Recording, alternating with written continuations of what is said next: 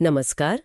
आज हम जिनकी बात करने जा रहे हैं वो भारतीय इतिहास के एक ऐसे स्तंभ है, एक ऐसी शख्सियत जिनका जीवन संघर्ष, ज्ञान और सामाजिक न्याय की एक मिसाल है। डॉक्टर भीमराव रामजी अंबेडकर। जी बिल्कुल। हमारे पास डॉक्टर अंबेडकर संघर्ष, शिक्षा और न्याय के प्रतीक से कुछ अहम जानकारी हैं और हम कोशिश करेंगे कि उनके जीवन के उन पहलुओं को समझें जो शायद उतनी आम चर्चा में नहीं आते। बिल्कुल।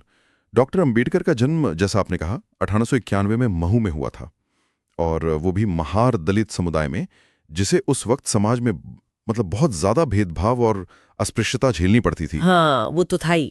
बचपन से ही उन्हें जिस तरह का सामाजिक बहिष्कार देखना पड़ा, कहते हैं उसी ने उनके अंदर पढ़ने की, ज्ञान हासिल करने की एक जबरदस्त जिद पैदा कर दी। अच्छा। अपमान सहकर भी पढ़ने की वो लगन। जी, वही उनके चरित्र की नींव बनी एक तरह से। और उनकी पढ़ाई का सफर, वो तो किसी चमत्कार जैसा लगता है ना।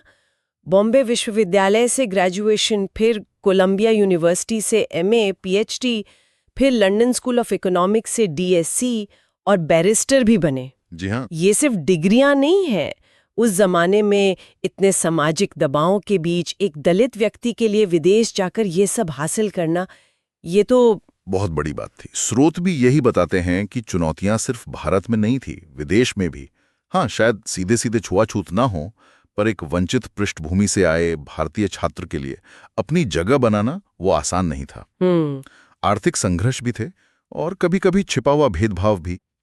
तो उनकी ये सफलता सिर्फ उनकी एकेडमिक काबिलियत नहीं दिखाती, बल्कि उनके फौलादी इरादे भी दिखाती है। सही कहा। ये डिग्रियां तो जैसे सामाजिक बेड़ियों पर जीत का सबूत थीं। बिल्कुल। और भारत लौटने पर उन्होंने अपनी सारी ऊर्जा समाज सुधार में झोंक दी। हाँ, वो बहिष्कृत हितकारिणी सभा। जी, उसकी स्थापना की, फिर महाड़ सत्याग्रह किया, कालाराम मंदिर प्रवेश आंदोलन चलाया। ये नाम हम सुनते तो हैं। हाँ, सुनते हैं, पर इनका असल मकसद क्या था? सिर्फ विरोध प्रदर्शन या कुछ और? नहीं, बहिष्कृत हितकारिणी सभा का मुख्य काम था दलितों में शिक्षा फैलाना, उन्हें संगठित करना, ताकि वो अपने सामाजिक आर्थिक हकों के लिए लड़ सकें। अच्छा, शिक्षा पर जोर। जी। और महाड़ सत्याग्रह वो सिर्फ एक तालाब से पानी पीने का संघर्ष नहीं था, वो इस बात का ऐलान था कि सार्वजनिक जगहों पर, संसाधनों पर सबका बराबर हक है। बिल्कुल, मानवीय हक की लड़ाई। जी, जिसे सदियों से नकारा गया था। वैसे ही कालाराम मंदिर प्रवेश आंदोलन भी वो मंदिरों में सबके प्रवेश के अधिकार की लड़ाई थी। जाति के आधार पर जो अलगाव था, उसको सीधी चुनौती। और फिर आता है संविधान निर्माण का काम। मसौदा समिति का अध्यक्ष तो वो थे ही, ये हम सब जानते हैं। पर क्या उनके अपने निजी अनुभव, वो भेदभाव जो उन्होंने खुद झेला, उसने संविधान की मूल भावना जैसे समानता, स्वतंत्रता, सामाजिक न्याय, इनको बनाने में कोई खास भूमिका निभाई? हाँ, बिल्कुल निभाई। स्रोत इस बात पर जोर देते हैं कि अंबेडकर के लिए संविधान सिर्फ एक कानूनी किताब नहीं थी, वो इसे सामाजिक क्रांति का एक जरिया मानते थे। अच्छा, एक टूल की तरह। हाँ, जैसे अनुच्छेद 17 अस्पृश्यता का अंत, या अनुच्छेद 15 जो धर्म, जाति, लिंग के आधार पर भेदभाव को रोकता है, ये सिर्फ कानूनी बातें नहीं थी उनके लिए। ये उनके और लाखों लोगों के भोगे हुए सच का इलाज थी। उन्होंने पक्का किया कि मौलिक अधिकार सिर्फ कागज पर ना रहें, उन्हें लागू करवाने के तरीके भी संविधान में हों। और महिलाओं के अधिकार भी? जी, महिलाओं के अधिकारों के लिए भी वो उतने ही प्रतिबद्ध थे। फिर वो भारत के पहले कानून मंत्री बने, लेकिन हिंदू कोड बिल पास नहीं हुआ तो इस्तीफा दे दिया। जी। ये बिल इतना जरूरी क्यों था उनके लिए? का असल मकसद था हिंदू समाज में महिलाओं को बराबरी का दर्जा दिलाना, खासकर शादी, तलाक, संपत्ति में अधिकार, इन मामलों में। डॉक्टर अंबेडकर के लिए ये लैंगिक न्याय की दिशा में एक बहुत बड़ा, बहुत जरूरी कदम था। हाँ, समझ आता है। जब पुराने विचारों वाले लोगों के विरोध के कारण ये बिल संसद में पास नहीं हो सका, तो उन्हें शायद लगा कि जिस सामाजिक न्याय के लिए वो जिंदगी भर लड़े, उनकी अपनी सरकार ही उसे उतनी अहमियत नहीं दे रही। तो ये इस्तीफा एक तरह का सिद्धांत का ऐलान था। हाँ बिल्कुल, कि भाई राजनीतिक आजादी तब तक अधूरी है जब तक सामाजिक बराबरी ना हो। ये बात उनके सिद्धांतों की मजबूती दिखाती है, और शायद यही न्याय और स्वतंत्रता की तलाश उन्हें एक और बड़े फैसले तक ले गई। 1956 में नागपुर में लाखों लोगों के साथ बौद्ध धर्म अपनाना। जी। इसे सिर्फ धर्म बदलना कहना शायद अधूरा होगा। बिल्कुल अधूरा होगा।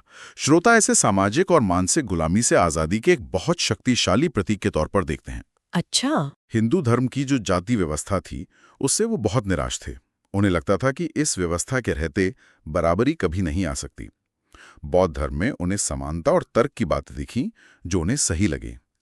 एक ऐसा रास्ता जो इंसान की गरिमा को वापस लाए। जी, ये एक तरह से सदियों पुरानी सामाजिक जंजीरों को तोड़कर एक नए सम्मानजनक भविष्य की तरफ बढ़ने का आह्वान था। उनके विचार उनकी किताबों में भी तो जिंदा हैं, जैसे एनाइलेशन ऑफ कास्ट या द बुद्धा एंड हिज धम्मा। जी हाँ, ये बहुत महत्वपूर्ण किताबें हैं। अनाइलेशन ऑफ कास्ट में वो सिर्फ छुआछूत नहीं बल्कि पूरी जाति व्यवस्था को ही खत्म करने की बात करते हैं। पूरी व्यवस्था को? हाँ, वो इसे समाज की तरक्की में सबसे बड़ी रुकावट मानते थे। और द बुद्धा एंड हिज धम्मा में वो बौद्ध धर्म की एक ऐसी व्याख्या करते हैं जो तर्क और मानवता पर आधारित है और उनके सामाजिक न्याय के विचारों से मिलती है। मतलब मूल संदेश यही कि शिक्षा, संगठन और लगातार संघर्ष। जी। 6 दिसंबर 1956 को उनका महापरिनिर्वाण हुआ। बाद में उन्हें भारत रत्न भी मिला। उनका जन्मदिन हम सब अंबेडकर जयंती के रूप में मनाते हैं। उनकी विरासत को कैसे देखा जाए? क्या वो सिर्फ दलितों के नेता थे? नहीं, उन्हें सिर्फ दलितों तक सीमित करना सही नहीं होगा। हाँ, ये सच है कि वो दलितों के सबसे बड़े नायक थे, इसमें कोई शक नहीं।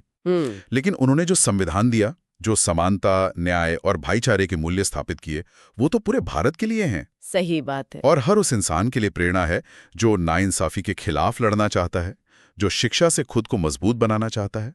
उनकी विरासत ज्ञान की, संघर्ष की और अटूट आत्मसम्मान की विरासत है।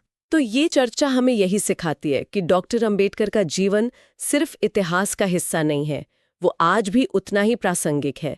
शिक्षा और संघर्ष से बड़ी मुश्किलों को पार किया जा सकता है। बिल्कुल। चलिए, श्रोताओं के लिए एक विचार के साथ इसे समाप्त करते हैं।